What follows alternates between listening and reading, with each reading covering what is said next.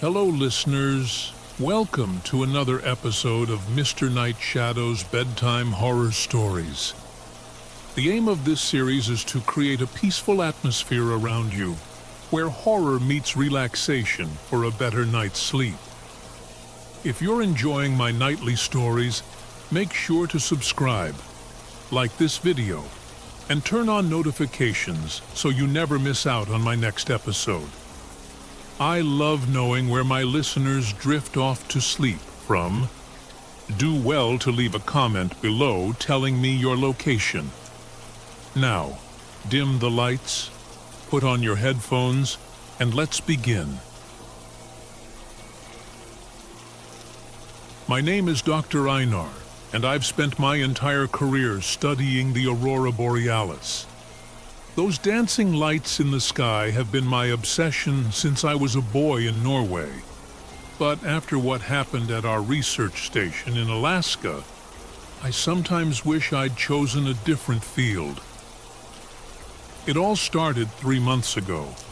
Our team had set up a state-of-the-art facility near Barrow, the northernmost point in Alaska. Just me, Dr. Amelia, a brilliant quantum physicist, and Daniel Winters, our technician and resident survival expert.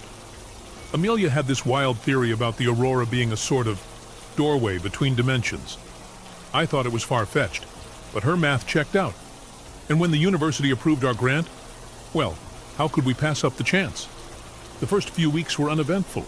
We collected data, ran simulations, and waited for a major aurora event. Daniel kept us sane with his terrible jokes and even worse cooking. Amelia buried herself in equations. And me? I just watched the sky, waiting. Then came the night that changed everything. The aurora was stronger than I'd ever seen it. Curtains of green and purple light dancing across the sky. Beautiful, yes, but also wrong somehow. The patterns were off, moving in ways I'd never observed before. Amelia was ecstatic. "This is it, Einar," she shouted over the hum of our equipment. "We can open the doorway." I should have stopped her, should have said no, but the scientist in me, I wanted to know. We fired up the particle accelerator we'd brought, a scaled-down version of the ones used in major labs. The plan was to shoot a concentrated beam of particles into the heart of the aurora. Simple in theory, not so simple in practice. At first, nothing happened. Then, a sound like tearing fabric filled the air, the sky. It split open. There's no other way to describe it. A rift formed right in the middle of the aurora, dark and bottomless. For a moment, we all just stared in awe. Then our equipment started going haywire. Readings off the charts. Static filled every radio channel. And the rift, it was growing. Suddenly, we heard it. A voice coming through on all frequencies. It wasn't in any language I recognized, but somehow I understood it. It was calling us, inviting us to step through. Daniel was the first to snap out of it. "We need to shut it down," he yelled, already moving towards the controls. But Amelia blocked his path, her eyes wide and unfocused. "No," she said, her voice eerily calm. "We need to go through. I've waited so long for a day like this. Do know how much sacrifice and prayers I have made in my journey in this field." She yelled at Daniel. "You can't stop me, Dan. I've not come this far to fail." I tried to reason with her, but it was like she couldn't hear me. She started walking towards the rift, arms outstretched. Daniel and I had to physically restrain her. That's when things got really weird. The air around us began to shimmer like a heat haze. I saw things, creatures. Just glimpses, but enough to know they weren't from our world. Shapes that are dreadful to look at, moving in impossible ways. We managed to power down the accelerator, but the damage was done. The rift started to close, but slowly, too slowly. Things were starting to come through. What happened next is a blur. I remember running, the cold Arctic air burning my lungs. The sound of something large moving behind us, its footsteps shaking the ground. Daniel yelling at us to get to the emergency shelter. The metallic taste of fear in my mouth. We made it, barely. Sealed ourselves in the reinforced bunker we'd set up for extreme weather events. For 3 days, we huddled in there, listening to things move around outside. The radio crackled constantly with that alien voice, sometimes pleading, sometimes threatening. On the 4th day, it stopped. When we finally dared to emerge, the world looked normal. The aurora danced in the sky as if nothing had happened. But we knew better. Our equipment was fried, the accelerator a melted mess. And Amelia, she wasn't the same.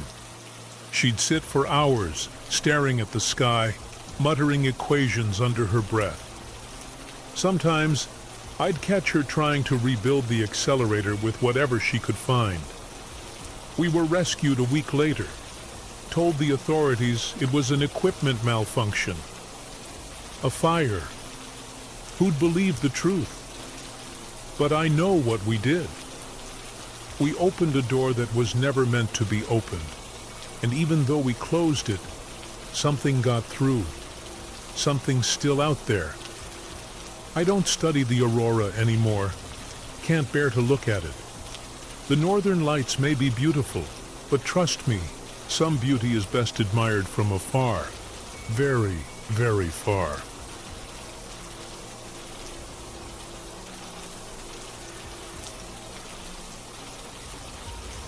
I'm Laura, Sheriff of Millbrook, Kansas. Born and raised here, knew every face and every street.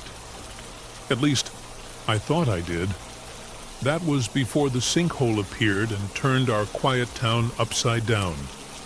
It happened on a Tuesday. I remember because I was having breakfast at Dottie's Diner when the ground started shaking. At first, we thought it was an earthquake, which is rare but not unheard of in these parts. But then came the noise, a deep rumbling groan that seemed to come from the earth itself. By the time I got to Main Street, half the town was already there. And what we saw? Well, it was like something out of a movie. A massive hole had opened up right in the middle of town, swallowing up the old library and part of the grocery store. Now, sinkholes aren't uncommon in Kansas. We've got limestone bedrock that can erode over time. But this? This was something else entirely. It was perfectly circular, the edges smooth like it had been cut with a giant cookie cutter. We set up a perimeter and called for help. State troopers, geologists, even FEMA showed up. But nobody had seen anything like this before. That's when things started getting weird. People who went near the sinkhole changed. It was subtle at first. Mr. Johnson, who lived next to the library, started talking about hearing voices coming from the hole. We chalked it up to shock at first, but then others started reporting similar experiences. Lost time, strange dreams, and their behavior. It was off. Like they weren't quite themselves anymore. I remember talking to Jenny Miller, my deputy. She'd been one of the first responders at the scene. "Laura," she said, her eyes unfocused, "it's beautiful down there. You should come see."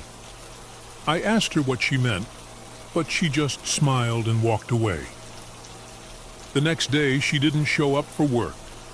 We found her car parked at the edge of the sinkhole, but Jenny was gone. As the days passed, more people went missing. Always the ones who'd been closest to the sinkhole. And those who remained, they started acting strange. Vacant smiles, speaking in monotones, like they were sleepwalking through life.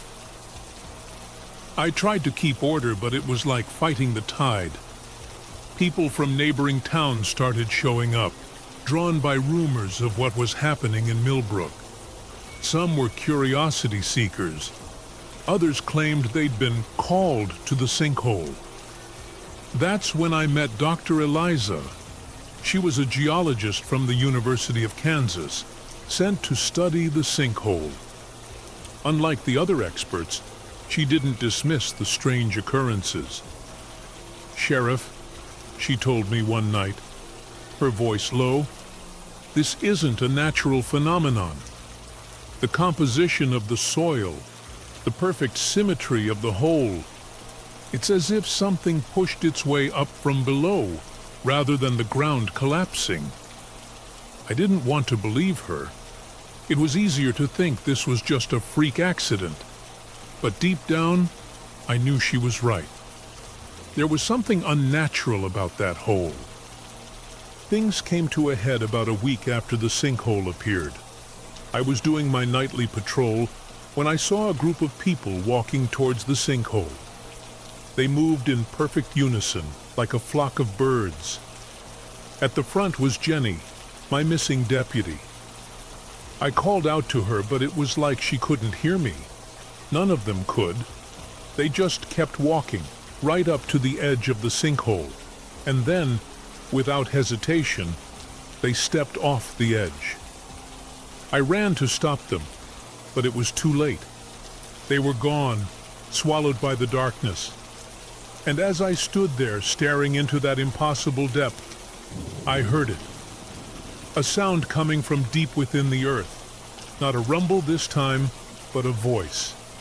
Ancient and alien and somehow hungry. It spoke to me, promising answers, promising peace. For a moment I felt the pull, the desire to step forward, to join the others wherever they had gone. But then I thought of my town, of the people who were still counting on me to protect them.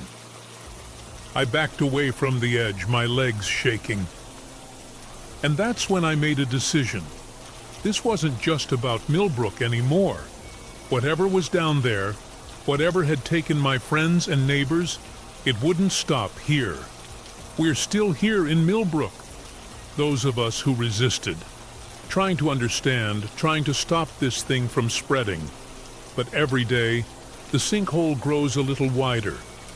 And every night I dream of what's waiting in the depths. Curiosity, they say, killed the cat. In Millbrook, it might just kill us all.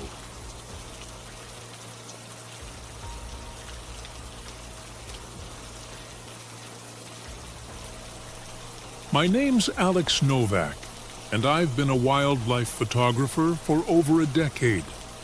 I've tracked everything from elusive snow leopards in the Himalayas to rare birds in the Amazon. But nothing could have prepared me for what I encountered in the Montana wilderness last summer. I'd been commissioned by National Geographic to document the resurgence of wolf populations in the northern Rockies. It was a dream assignment, but after weeks of trudging through dense forests and rocky terrain, I was starting to lose hope. That's when I met old Joe. Joe was a retired forest ranger, living in a small cabin on the edge of the wilderness. He'd invited me in for coffee when he saw me setting up camp nearby. As we sat on his porch, watching the sun set over the mountains, he asked about my work. "Wolves, huh?"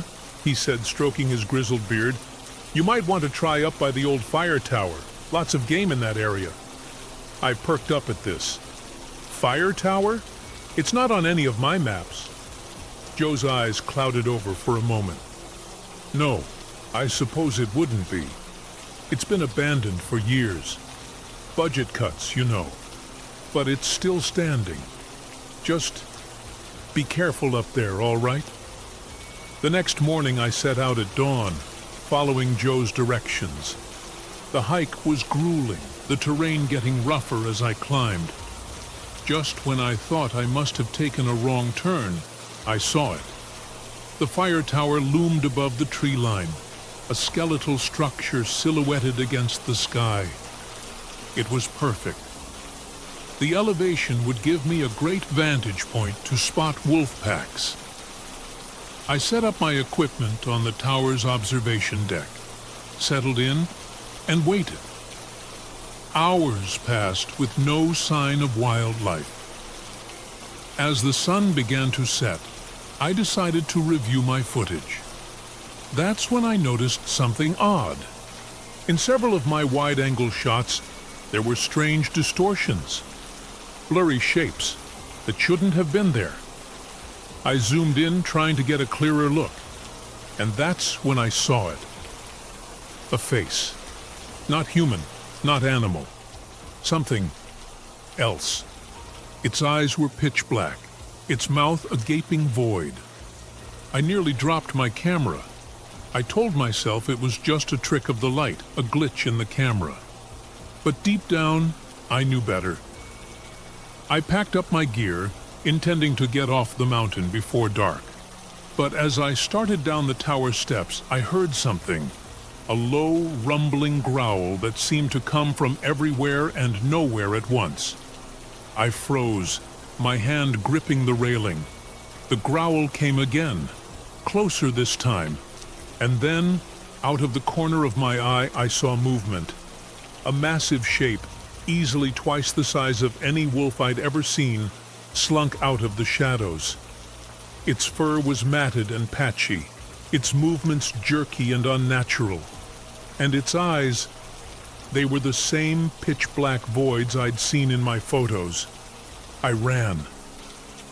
Back up the tower, my heart pounding in my ears. I could hear it following, its claws scraping against metal. I slammed the trap door shut behind me, praying it would hold. The night that followed was the longest of my life. That thing circled the tower, growling and snarling. Sometimes I'd see other shapes moving in the darkness below, things that defied description. And always, I felt watched. As dawn broke, the noises stopped. I cautiously peered over the railing. Nothing. No signs of the creature, no tracks, nothing. I grabbed my gear and practically flew down the tower and back to Old Joe's cabin. He took one look at my face and sighed. "You saw them, didn't you?" Over another cup of coffee, he told me the truth. The fire tower wasn't abandoned because of budget cuts. It was abandoned because of what the rangers had seen up there. Things that shouldn't exist. Things that hunted in the night. The local tribes have stories, Joe said, about guardians of the forest, spirits that take animal form to protect the land from outsiders. But something's changed. They're angry now, vengeful.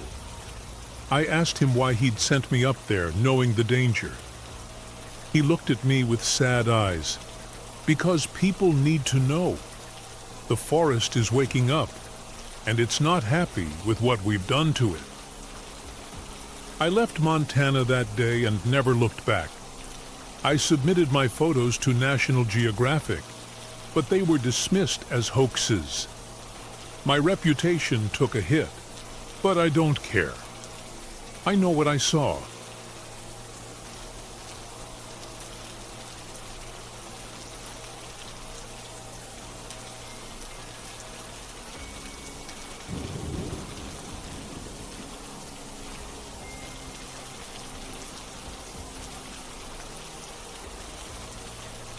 I'm Mike Johnson. My wife Lisa and I thought a camping trip would be perfect to reconnect as a family after a rough year. Our kids, Ethan and Zoe, had been glued to their phones since the divorce scare, so we figured some time in nature would do us all good. We had no idea what we were walking into. We chose Granite Basin Retreat in the Sierra Nevada mountains. It was off the beaten path, promising a real wilderness experience. The drive there was tense. Lisa kept fiddling with the radio, Ethan had his headphones on, and Zoe was buried in a book. I tried to lighten the mood. "Hey, remember when we used to play I Spy on road trips? Silence. Then Zoe piped up, "I spy. Nothing but rocks." It wasn't much, but it was a start. The campground was odd. No other cars in the parking lot, which should have been our first clue. The ranger station was empty with a handwritten note saying, "Choose any site, pay later." It felt wrong, but we were tired and it was getting dark.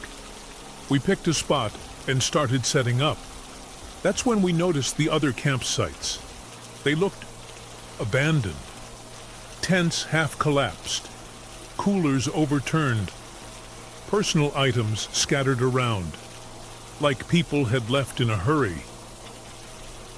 Maybe there was a mountain lion scare, Lisa suggested, but she didn't sound convinced. As we were setting up our tent, a man emerged from the rocky outcropping. He introduced himself as David Martinez, the park ranger. He seemed friendly enough, but something about his smile didn't reach his eyes. "Glad to see new faces," he said. "It's been quiet lately." I asked about the empty campsites. He waved it off. "Oh, big group canceled last minute. I haven't had time to clean up." It didn't add up, but before I could press further, Ethan called out. He'd found something carved into a nearby boulder. It looked like a symbol, a triangle with a spiral inside it. Ranger Martinez's smile faltered for a second. "Just some graffiti. I'll take care of it." That night, things got weird. The kids said they heard whispers coming from the rocks. Lisa and I brushed it off as wind through the granite formations. But then I heard it too. Not wind. Words. Just on the edge of understanding. The next morning, our phones wouldn't work. No signal, which was expected, but they wouldn't even turn on.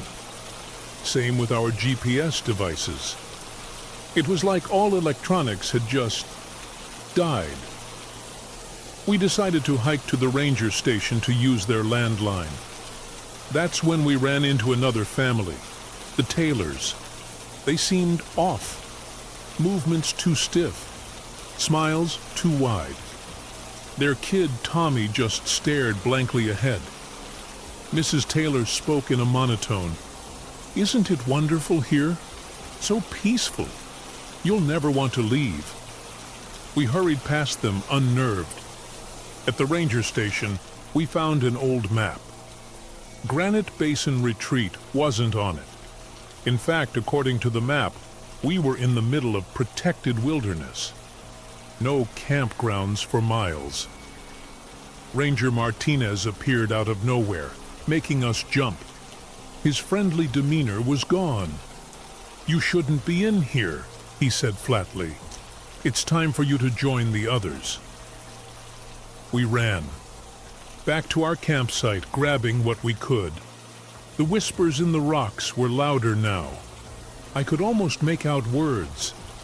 Something about becoming one with the mountain. As we tried to leave, boulders seemed to move, blocking our path. The symbols we'd seen earlier glowed faintly. And the other campers. They emerged from behind the rocks, moving in jerky, unnatural ways. Their eyes were solid gray, like granite. Zoe, of all people, figured it out. "The symbols," she said. "They're like a code. Look how they're arranged. It's a pattern." She was right. By following the symbols in a specific order, we found gaps in the ever-shifting landscape. We ran, the whispers growing to shouts behind us. Just when we thought we were lost for good, we burst out of the rocky maze. Our car was there, thank God. We piled in and I drove like hell. We reported it to the authorities, of course. They searched the area but found nothing. No campground, no Ranger Martinez. According to their records, Granite Basin Retreat never existed. Quite hard for everyone who heard the story to believe us, but we know what we saw. We stopped going camping since the incidents anyways. My kids don't even want to hear anything camping since then.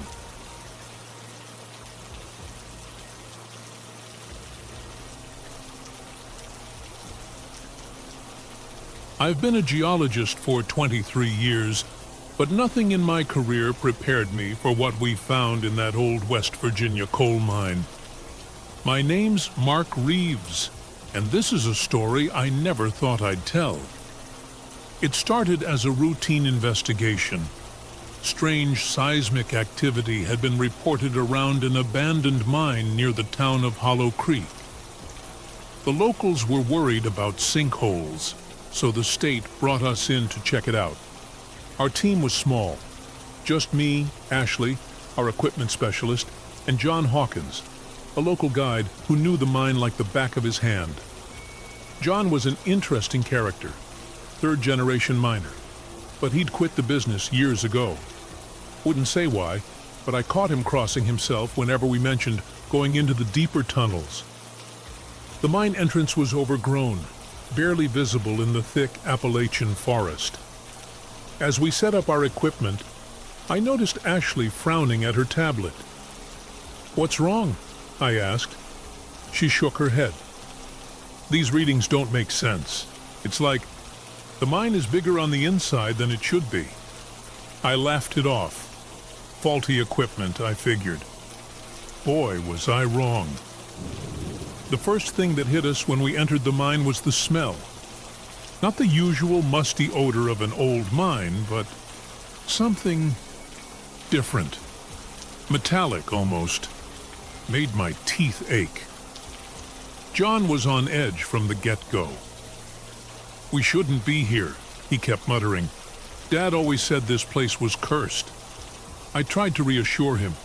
"Come on, John. You know there's no such thing as curses. It's just an old mine." He just shook his head. "You don't understand. Things happened here. Bad things. My granddad, he saw something down in the deep tunnels. Drove him mad."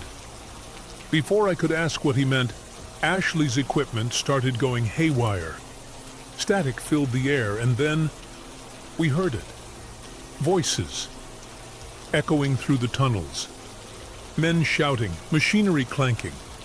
Sounded like a mine in full operation. But that was impossible. This place had been abandoned for decades. "It's just old recordings," I said, not believing it myself. Maybe an old PA system still running on backup power." Ashley shot me a look. "For 50 years? Not likely. And look at this." She showed me her tablet. The scan of the mine shaft showed tunnels that shouldn't exist, twisting in impossible ways. We pressed on, following the sounds. The deeper we went, the stranger things got. The air shimmered like a heat haze, and the voices, they started to sound familiar. "That's my dad," John whispered, face pale. "But he's been dead for 20 years. I was about to suggest we turn back when the tunnel opened up into a massive cavern. And what we saw there, I still have trouble believing it. It was like looking through a window into the past. Miners, dozens of them, working away.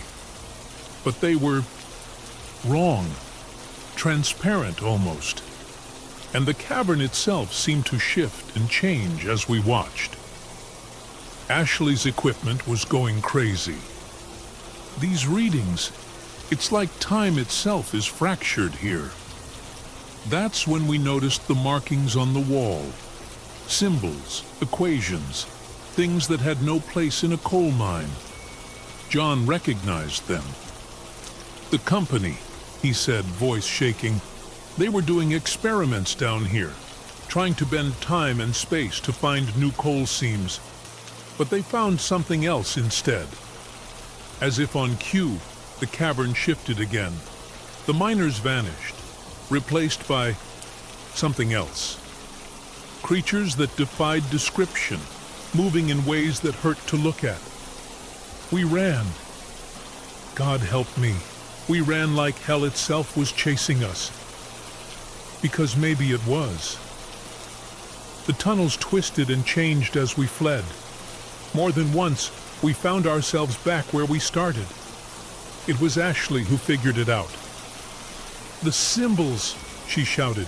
"They're a map. Follow the ones that look like spirals." Somehow, we made it out. Collapsed at the entrance, gasping for air. When we looked back, the mine entrance was gone. Just solid rock face. We tried to report what we'd seen, but who'd believe us? The state declared the area geologically unstable and sealed it off. Case closed. But I know the truth. That mine is still there, hidden behind a veil of twisted time and space.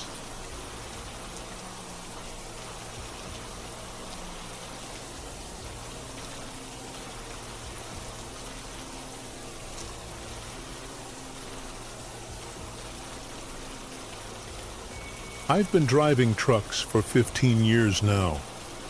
My name is Simon. I've seen a lot of strange things on these long, lonely highways, but nothing comes close to what happened to me back in '85 on that God-forsaken stretch of Nevada desert. It was a typical night run. I'd just picked up a load in Reno, headed for Phoenix. The cab of my Peterbilt was my second home, and I was settling in for the long haul. Radio was keeping me company as usual. Funny thing about desert nights, the AM stations come in crystal clear, bouncing off the ionosphere or something. I'm no scientist, just know it works. I was flipping through stations when I caught something odd. At first, I thought it was just static, but then a voice came through. Clear as day, but off somehow. This is Echoing Sands Community Radio, broadcasting live from the heart of Whisper Canyon. It's 2:17 a.m., and we've got eyes on a lone truck heading southbound on Highway 95. I checked my watch. 2:17 a.m. exactly. Looked at my map. Highway 95. But Whisper Canyon, never heard of it. And how did they know about me? The voice continued. Looks like a red Peterbilt, license plate Nevada, 247 KLM. Driver's a middle-aged man, beard, blue cap, passing mile marker 117 right about. Now, I nearly swerved off the road. That was my truck, my plate, my description. And I was indeed passing mile marker 117. How in the hell? Now, I'm not easily spooked. You don't last long in this job if you are. But this wasn't right. I tried changing the station, but that voice was on every frequency. Our night owl trucker seems a bit unsettled. Don't worry, friend. We're all friends here in Whisper Canyon. Why don't you pull over at the next rest stop? We've got fresh coffee and the best apple pie this side of the Mississippi. I gripped the wheel tighter. No way was I stopping. This had to be some kind of prank, right? Maybe the guys back at the truck stop rigged something up. But how? And why? The broadcast continued, describing my every move. When I sped up, they knew. When I slowed down, they commented on it. It was like they were right there in the cab with me. I tried calling out on the CB radio. Breaker, breaker, this is Red Dog. Anybody else picking up this weird broadcast? Nothing but static. I was alone out here. That's when I noticed the headlights in my rear view. A car, keeping pace about a quarter-mile back. Couldn't make out the model in the dark, but it was big. Maybe a Crown Vic or an old Impala. No lights on top, so not a cop. The radio crackled again. Looks like our friend has some company. Don't mind Sheriff Dawson. He's just making sure everyone stays safe on these lonely roads. Sheriff? From a town that doesn't exist? This was getting crazier by the minute. I fumbled for my map, trying to find any mention of Whisper Canyon. Nothing. But as I was looking, something caught my eye. A turnoff I'd never noticed before, even though I'd driven this route dozens of times. The sign read Whisper Canyon, 5 miles. My blood ran cold. This wasn't possible. That sign, that road, they weren't there before. I'd stake my life on it. The voice on the radio took on a more urgent tone. "Come on now, Simon. You don't want to miss the turnoff. We're all waiting for you. It's time to come home." Home? I'd never even heard of this place before tonight. And how did they know my name? I made a split-second decision. Instead of taking that turnoff, I floored it. The Peterbilt roared as I pushed it to its limits. The headlights behind me grew larger. They were gaining. The radio went crazy. Static and voices overlapped, some pleading, some angry. "Simon, please, you can't leave. We need you. You're one of us now." I reached for the radio, desperate to shut it off, but it was hot to the touch. Burning hot. I yanked my hand back, swearing, in a twinkle of an eye. The turnoff for Whisper Canyon was gone, like it had never existed. The headlights behind me vanished too, as if they'd driven off a cliff. The radio went silent. Dead silent. Not even static. I drove the rest of the night in that silence, too scared to touch the radio again. When the sun came up, I pulled into the first truck stop I saw and called the police. Told them everything. They searched the area, of course. Found nothing. No turnoff, no town, no trace of anything unusual. The kicker? They checked my truck's GPS log. According to that, I'd never left the main highway. Not once. I quit long-haul trucking after that. Couldn't handle those lonely night drives anymore. Got a local delivery job instead. Safer that way. But sometimes, late at night, I still check the AM radio. Part of me hopes to hear that broadcast again. Part of me is terrified I will. Because deep down, I know the truth. That encounter wasn't a dream.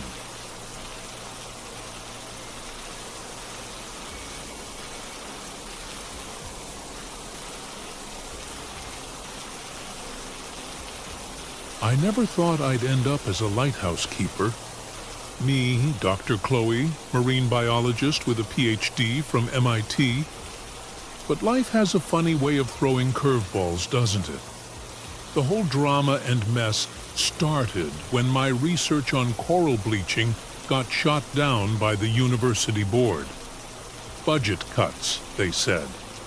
More like they didn't want to ruffle the feathers of their oil company donors. So there I was, brilliant career in shambles, when this temp position popped up. 6 months manning a lighthouse on a tiny island off the coast of Maine. Why not, right? The ferry ride over was interesting. I met Old Pete, a local fisherman who'd been working these waters for decades. He kept giving me these weird looks, like he knew something I didn't. "You the new keeper?" he asked, voice gravelly from years of sea air and cigarettes. I nodded. "That's me, Dr. Chloe." He grunted. "Fancy title won't mean much out there. Listen, Doc, when the water starts glowing, you stay inside, no matter what you hear. Got it?" Before I could ask what he meant, he'd turned away, muttering something about city folks, and never listened. The lighthouse itself was, well, a lighthouse. Tall, white, lonely. The keeper's quarters were surprisingly cozy, though. As I was unpacking, I found an old logbook tucked away in a drawer. Curiosity got the better of me, and I started reading. At first it was boring stuff. Weather reports, maintenance logs. But then, March 15th, saw it again. The lights beneath the waves. They're getting closer. April 3rd, the voices. God help me, I can hear them singing. May 20th, They're calling me. I must resist. The entries got weirder and more frantic after that. I told myself it was just some old guy going stir-crazy from isolation. Had to be, right? Wrong. It started small. Flashes of light in the water at night. Could have been bioluminescent algae. That's what I told myself anyway. But then I saw them moving. Not drifting with the currents, but moving with purpose, intelligence. I tried to study them, set up cameras, took water samples. But every time I got close to figuring it out, my equipment would malfunction. Data corrupted. Camera footage erased. It was maddening. Then came the voices. At first, just whispers on the wind. Could have been my imagination. But they got louder, clearer, singing in a language I'd never heard before, but somehow understood. They were calling me, promising knowledge beyond human comprehension. All I had to do was step into the water. I resisted. For weeks, I resisted. Threw myself into my work, tried to ignore the lights, the voices, but they were always there, at the edge of my perception. One night, during a particularly nasty storm, I saw a figure on the rocks. Pale, elongated, definitely not human. It was beckoning to me, and God help me, I almost went. That's when I found the hidden compartment in the lighthouse. Old newspaper clippings, dating back decades. Missing persons reports. All lighthouse keepers. All disappeared on nights when the northern lights were unusually active over the ocean. It wasn't northern lights. It never was. I also found a letter from the previous keeper to whoever would replace him. It explained everything. The lights, the voices, the creatures. An ancient civilization long forgotten by surface dwellers. They needed something from us. Something only a willing human could provide. The letter ended with a warning. If you're reading this, it's already too late. They've chosen you. You have two choices. Join them or fight. But know this, no one has ever succeeded in fighting them off forever. I'm writing this now as my own warning to whoever comes after me. The lights are getting brighter, the voices louder. I don't know how much longer I can resist. If you're reading this, get out. Get out now. Don't look at the lights. Don't listen to the voices. Just run, because they're coming, and they're hungry. So, that's a wrap for tonight's episode. I hope you enjoyed it. If you're still awake, I'd really appreciate it if you could like this video, subscribe if you haven't already, and let me know in the comments if this story helped you fall asleep. And feel free to share it with friends. I'd be happy if you did. For now, to help you drift off, I'm going to leave the rain sounds playing for a few more minutes before ending this video. Until next time, this is Mr. Night Shadows.